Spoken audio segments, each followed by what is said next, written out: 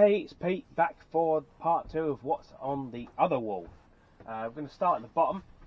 We've basically got our 2 briefcase packs. I can't really see what's on the back of the camera or what's in shot, but basically we got 2 green monitors telling me what's coming out of the batteries. Top one says 60 watts, bottom one says 52. They're sort of Chinese basics coulomb meters, so they are hit and miss, sort of fairly accurate to one another, but not 100% precise. And what is in those packs is basically one each of these 28p 7S packs, 1.7 kilowatt hours stored. Slightly above that, 3 sockets on the left hand side is basically the low powered output from the 1 kilowatt inverter, slightly to the left, and the 2 sockets on the right is the high powered output from the 3 kilowatt inverter, so charging batteries and lights and things and sort of garden tools and machinery there. In the middle is 2 functional meters telling me what is currently being consumed and total kilowatt hours consumed. The third one is spare. What I could really do with is a 50 amp one for which measures DC current, so I can measure the DC current that comes out of the batteries straight up to the lean-to. On the shot you can't see, oh you can see, if I tap that, yeah, it's in the shot. It's basically the DC circuit breakers. Got a 125 amp double pole DC circuit breaker for the main inverter. Got a 40 amp DC inverter double pole for the 1 kilowatt inverter, and a 32 amp double pole for the DC going up to the lean-to. Now if we start top side of the charge controllers, you can see I've actually got 3 AC rotary switches. Should really be DC rotary switches, but we're looking at a scenario where they're switched off in low power, low sunlight conditions, such as night time. Well, funny that. Or low light conditions where a storm's coming in. Want to isolate the solar array from the charge controllers. There's no lightning protection on this system as such. I know lots of people in America seem to incorporate that, but there's no sort of on the market UK ready product that you can install. Nor have I seen any sort of mainstream solar battery storage people that install this for their living in the UK putting in such a system. So whether it's just a landmass thing, I know we put surge protection on certain things now in the UK, part of the 18th edition 2020.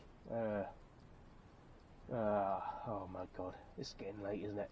18th edition, amended to 2020 IEE wiring regulations. Yeah, so 1 rotary switch does 1 Epever charge controller. It's 40 amp, 30 amp, 20 amp. There is a 40 amp just below the camera that is for a future project or backup. Out of the bottom of the Epever charge controllers, you'll see on the far left there's a 2.5 pyro offcut that it basically takes 80 volts into the charge controller from the switch mode power supply, and then it does its business and can transform it down to up to 28.5 volts and 40 amps. Same for the middle controller. It's 30 amp, that's 6mm. It's basically taking 60 volts from the switch mode power supply to the charge controller, and same again there, but it's a 20 amp charge controller. So if I wanted to up my output of an evening, charging up the battery bank from an off-peak lower price tariff, then I could basically swap out that 20 for a 40 amp and put in more power to the battery. So it's not so much of a problem right now, but it works. So this wire, and this wire is temporary to prove that this system works as it should.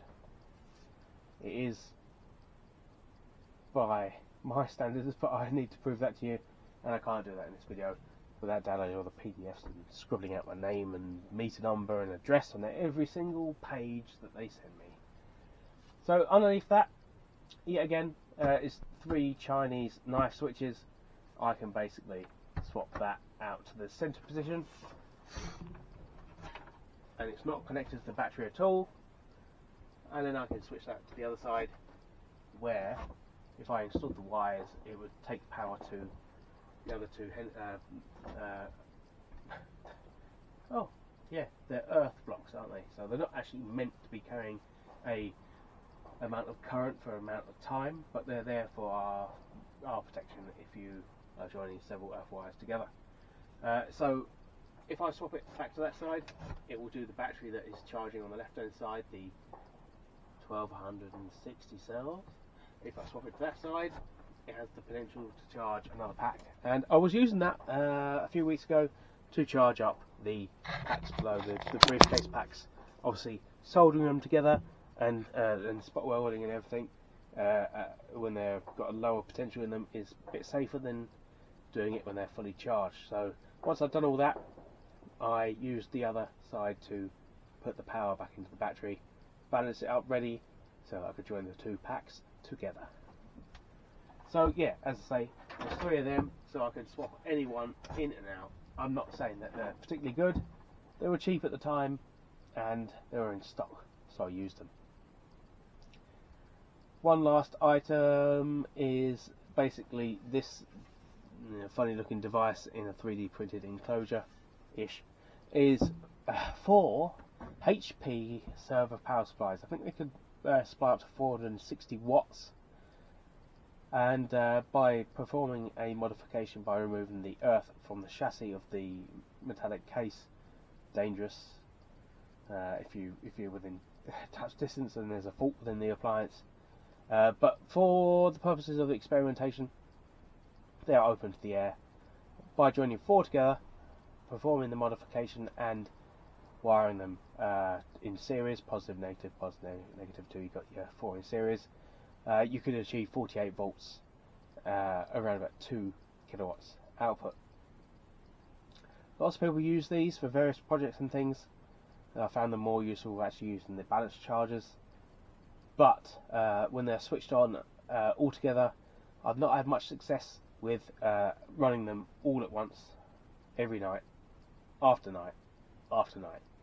It could be a case that when you turn them on, it would trip out the 16 amp type B circuit breaker from the house, causing nothing to actually charge at all. Or it could be a case of switching on and one of the 4 units would not fire up. So you could have 1, 2, 3, 4.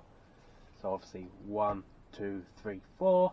And you might get one like unit 3 wouldn't fire up, and then unit 2 wouldn't fire up, or unit 4 wouldn't fire up on the 3rd night. And that basically means if one unit doesn't actually fire up, then nothing goes through.